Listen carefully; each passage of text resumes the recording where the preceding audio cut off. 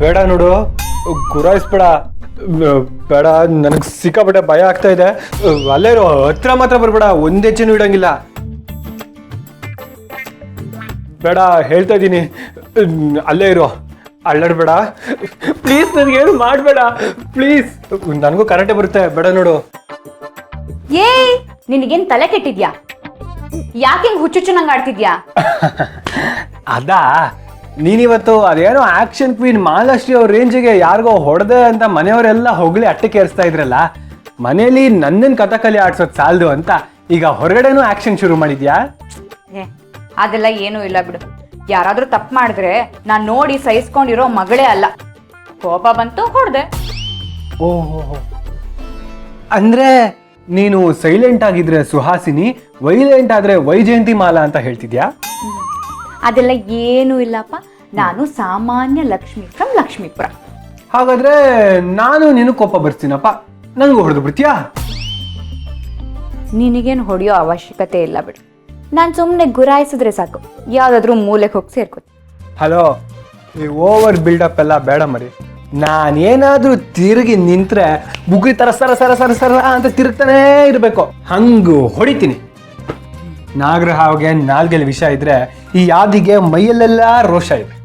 ತಂಬೆನ್ನ ತಾವೇ ತಟ್ಕೊಳ್ಳೋ ಬದಲು ಇವತ್ತು ಕ್ಲಾಸಲ್ಲಿ ಏನಾಯ್ತು ಅಂತ ಹೇಳ್ತೀರಾ?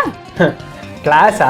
ಇವತ್ತು ನೀನ್ ಬಂದಿರ್ಲಿಲ್ವಲ್ಲ, ಅದಕ್ಕೆ ನಮ್ಮ ಕ್ಲಾಸು ಬುದ್ಧನ ದೇವಾಲಯದ ತರ ಶಾಂತಿಯುತವಾಗಿತ್ತು. ನನಗೆ ಗೊತ್ತು, ಇವತ್ತು ನಾನು ಕಾಲೇಜಿಗೆ ಬಂದಿಲ್ಲ ಅಂತ ನೀನು ನನ್ನ ತುಂಬಾ ಮಿಸ್ ಮಾಡ್ಕೊಂಡೆ ಅಂತ. ಅಯ್ಯ, ಅಷ್ಟೊಂದೆಲ್ಲ ಸೀನೇ ಇಲ್ಲ ಮೇಡಮ್.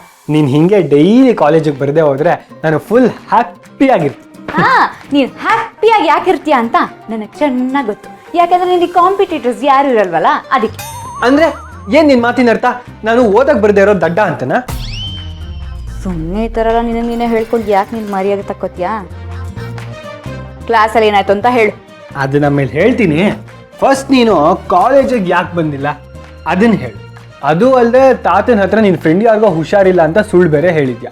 ನಾನು ನಿನ್ನ ಬಸ್ ಸ್ಟಾಪ್ ಹತ್ರ ಡ್ರಾಪ್ ಮಾಡಿ ಹೋದ್ಮೇಲೆ ಕಾಲೇಜಿಗೆ ತಾನೇ ಬರಬೇಕು, ಅದು ಬಿಟ್ಟು ಆಸ್ಪತ್ರೆಗೆ ಯಾಕೆ ಹೋಗಿದ್ದೆ? ಅದು ನಾನು ಕಾಲೇಜಿಗೆ ಬರೋಣ ಅಂತಾನೆ ಹೊರಟೆ. ಬಸ್ ಸ್ಟ್ಯಾಂಡ್ ಅಲ್ಲಿ ಯಾವುದೋ ಒಂದು ಅಜ್ಜಿ ತಲೆ ಸುತ್ತ ಬಿದ್ಬಿಟ್ರು. ಪಾಪ ಅವ್ರನ್ನ ಕರ್ಕೊಂಡು ಹಾಸ್ಪಿಟಲ್ಗೆ ಹೋಗಿದ್ದೆ. ಅಲ್ಲಿ ನೋಡಿದ್ರೆ ನಮ್ಮ ತಾತ ಅಜ್ಜಿ ಇಬ್ರು ಇದ್ದಾರೆ. ನಾನು ಬಸ್ ಸ್ಟಾಪ್ ಇಂದ ಯಾರನ್ನೋ ಕರ್ಕೊಂಡು ಬಂದೆ ಅಂತ ಹೇಳಿದ್ರೆ, ನೀನ್ ಬಸ್ ಸ್ಟ್ಯಾಂಡ್ಗೆ ಯಾಕೆ ಹೋಗಿದ್ದೆ, ಆದಿ ನಿನ್ನ ಕಾಲೇಜಿಗೆ ಕರ್ಕೊಂಡು ಹೋಗ್ಲಿಲ್ವಾ ಅಂತ ಕ್ವೆಶ್ಚನ್ ಮಾಡ್ತಾರೆ. ಆಮೇಲೆ ನಿನ್ನ ಪಾಪ ತೊಂದರೆ ಆಗತ್ತೆ ಅಂತ ಸುಳ್ಳು ಹೇಳಿ. So sweet. ಪರವಾಗಿಲ್ಲ, ನಿನಗೂ ಒಳ್ಳೆ ಬುದ್ಧಿ ಇದೆ.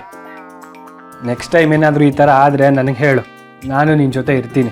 ಸುಮ್ಮನೆ ತಲೆಹರಟೆ ಥರ ಏನೇನೋ ಮಾಡಕ್ಕೆ ಹೋಗಿ ಸಿಗಾಕೋಬೇಡ. ನಿಜವಾಗ್ಲೂ ಆದಿ ನನ್ನ ಬಗ್ಗೆ ಇಷ್ಟೊಂದು ಯೋಚನೆ ಮಾಡ್ತಾನ? ಏಯ್, ನನ್ನೇನೇ ನೋಡ್ತಾ ಇದೆಯಾ? ಇರು, ತಗೋ ಇವತ್ತಿನ ನೋಟ್ಸ್ ಹಿಡ್ಕೋ. ಇವತ್ತು ಕಾಲೇಜಲ್ಲಿ ಮ್ಯಾನೇಜ್ಮೆಂಟ್ ಎಕನಾಮಿಕ್ಸ್ ಹೇಳ್ಕೊಟ್ರು. ಅದು ಸಪ್ಲೈ ಆ್ಯಂಡ್ ಡಿಮ್ಯಾಂಡ್ ಹೆಂಗಿರಬೇಕು,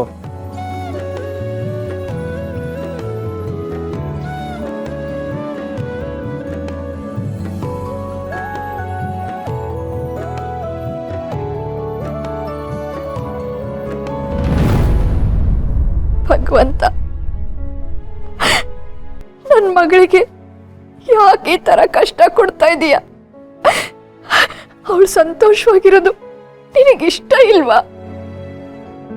ನನಗೆ ಗೊತ್ತು ಇದೆಲ್ಲ ನನ್ನಿಂದನೇ ಆಗಿದೆ ಅಂತ.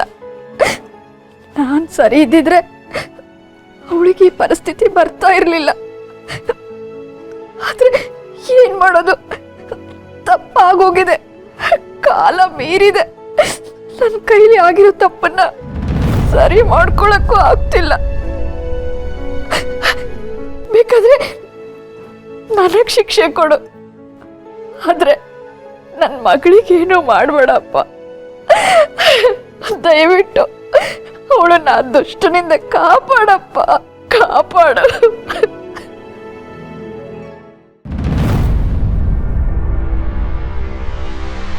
ತಾತ,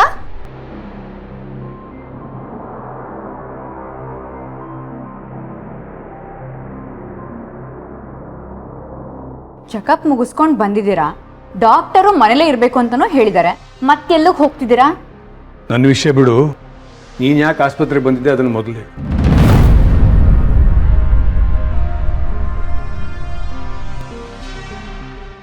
ಈಗಾಗಲೇ ಒಂದ್ಸಲ ಸುಳ್ಳು ಹೇಳಿ ತಪ್ಪು ಮಾಡಿದ್ದೀನಿ.